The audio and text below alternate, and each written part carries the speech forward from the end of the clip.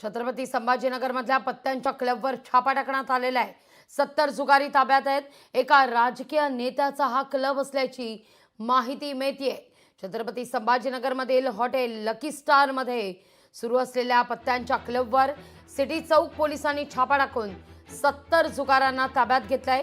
या क्लबमध्ये अनेक वर्षांपासून जुगार सुरू होता। कारवाई दरम्यान 30हून अधिक टेबलवर जुगार सुरू होता आणि लाखोंचा ऐवज जप्त करण्यात आलाय। अधिक माहिती घेऊया आपले प्रतिनिधी सचिन बडे यांच्याकडून। सचिन, काय अपडेट? विजी पोलीस आयुक्त कार्यालयाच्या हाकेच्या अंतरावर हा जुगार अड्डा सुरू होता आणि हा जुगार अड्डा एका राजकीय नेत्याचा आहे। म्हणजेच या ठिकाणी काही दिवसांपूर्वी एका पक्षाने देखील या व्यक्तीला म्हणजेच या नेत्याला उमेदवारी देखील दिलेली होती। मात्र पोलिसांनी सिटी चौक पोलिसांनी या जुगार अड्ड्यावर छापा टाकला। त्या ठिकाणी असलेल्या काही जणांना ताब्यात घेतले आणि लाखो रुपयांचा एवजही जप्त केलाय।